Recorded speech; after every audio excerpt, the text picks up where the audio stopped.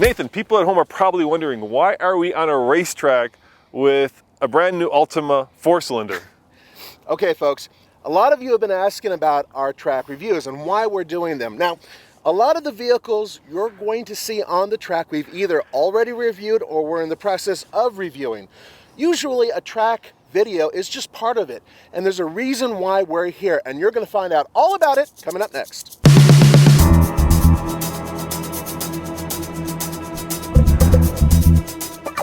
You have already seen a review of the Nissan Altima. We've already done one. In fact, we did one where we proved that the V6 was faster than the Nissan Maxima over a mile above sea level. So what are we going to do with this car other than retake this shot because somebody walked right through it? Jeez. Tell you what we're going to do. We're going to take this vehicle around the track like we would any other vehicle that we review here, and we're going to tell you why we do it, including 0 to 60s and braking. Okay, we know that probably none of you will take a 2.5 liter Altima on the racetrack. Obviously, it has 182 horsepower and 180 pound-foot of torque. It's not a race car. However, from a testing point of view, this is a closed environment. There's no other cars, no other pedestrians, no other people walking through our shots. And so this allows us to laser focus on the car and get a real sense for how it drives and handles. Okay. So we're doing the 0 to 60 time. I'm shutting off the air conditioner, but I'm leaving the fan on. Nowadays, a majority of the air conditioners that are in cars do not sap power because they're not on a pulley, they're electric. Kind of like the ones that you would install in an apartment on the window. Okay, there we go. I have it in DS, that's the sport mode. Traction control is on. Basically, if I were at a stoplight, or more importantly, at a light or yield area where I have to go onto a freeway and merge and somebody's next to me, this is one of the reasons why we do 0 to 60s. Okay, so I'm just gonna start flat. I'm not gonna rev it at all. Here we go.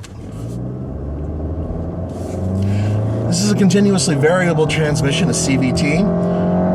We're not huge fans of CVTs. This is part of the reason why.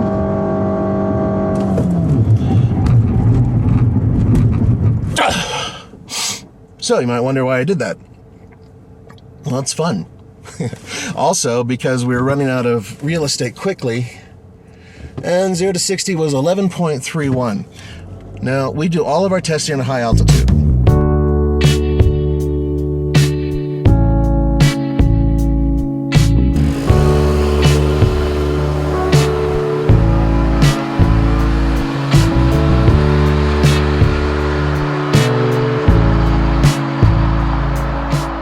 Now, we're all about the way a vehicle feels. We're not so much about the way it looks internally. We talk about it briefly, and I'm going to do that here because, well, there's not much to talk about.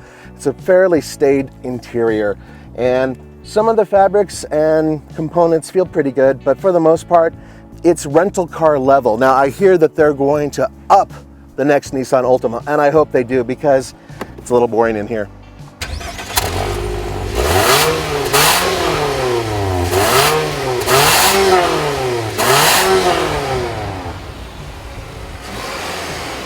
Now, some of you may be wondering why we do the engine note, and the reason for that is very simple. Because you like it! It's cool to listen to what the car sounds like. And some of you others may be saying to yourself, well, it's bad for the car to redline it when it's not in gear. And I'm like, you know what?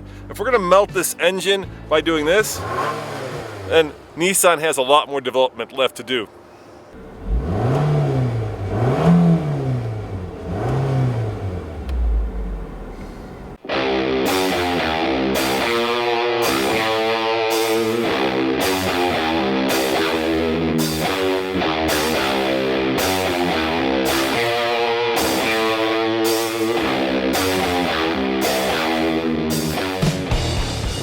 All right, guys, I'm gonna take this car around a track. Probably one of the few people to take an Altima around a track. All right, I'm sure there are others out there who've done that, but I'm gonna keep it in automatic.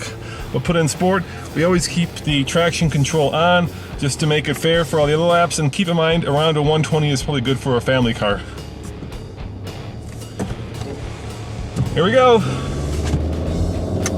Oh, not a lot of oomph. Let's see how it does around this corner. Oh, a lot of push. I can already tell the front wheels are taking most of the load because of the engine. Oh, and the back end does come around. Oh, this guy does not like to go on a racetrack. It's a little bit, it's a little bit squishy. A lot of weight over that front nose, and not a lot of weight over the back wheels. And the tires feel like they don't have a lot of traction. I don't feel like I've got the most control. The brakes are also just a little bit too non-progressive. But once I get used to that back coming around, it's kind of fun to drive. The other nice thing about taking on a racetrack is if I make a serious mistake, I'm not going to hit anything. I'm just going to go off the track, won't damage the car, won't hurt anybody, including myself. And Nathan's right, this is just a lot of fun. Oh, I feel like one of those old Starsky and Hutch movies with all that tire squeal. This is not a happy car on the racetrack. All right, last turn, here we go. Brakes are not progressive enough. Coming out of the back end. Traction control is kicking in, and come on, floor it, let's go. That CVT is whining, and there it is. Whoa, those brakes just right away on. I've got a feeling that wasn't the fastest possible time, but let's find out. Let's see what the verdict is. All right, Nathan, what's the damage? It didn't feel fast. Really? Because you went 118. 118, yeah, that's okay. That's pretty damn good that's considering okay. This is a CVT. Yeah, it's okay. You know, I didn't feel like I was in a lot of control. I felt like the tires are way too thin. But let's face it, it's a family car, and this is a 4-cylinder, so it's not even a sporty car. Having said that, it's fun out here, dude. You're absolutely right. It is fun. And once again, 1:18 seconds, considering the average we have around here, that's actually faster than a lot of kind of medium cars we have. Cool. So Nathan, now we know how this brand new Nissan Altima really drives. We know how fast it goes from 0 to 60. We know how it brakes. We know how it steers. What does that mean in the real world? And that's what's really important here. We do real world reviews. And for this vehicle, imagine going onto an on-ramp to a freeway. Well, that's 0 to 60 for you. Imagine going around a corner. A tight hairpin could be like a panic turn. Imagine going through slow turns, and that's a way to evaluate how the vehicle transitions. Everything that's done on a track can be applied to what's going on in the real world. And most importantly, dude, it's fun. I mean, this is fun. Taking this car, which is not meant to be fun, and taking it on the track is fun. I'm sorry, but it's fun. And imagine people walking through our shot. Yeah, dude, I'm not gonna forgive you for that one. It doesn't happen on the racetrack, so that's why we do these reviews here. As always, this is Nathan and Roman saying thanks for watching, and check out tflcar.com for more news, views, and real world reviews. Ciao.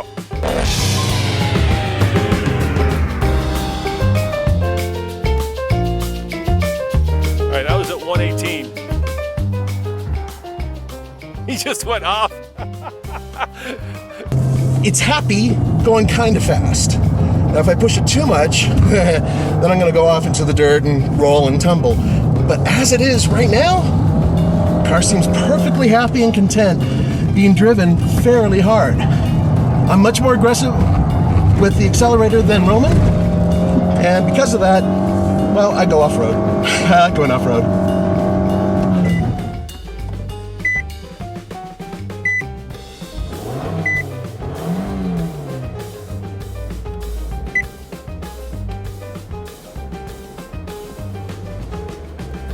Ooh, I got a malfunction doing that.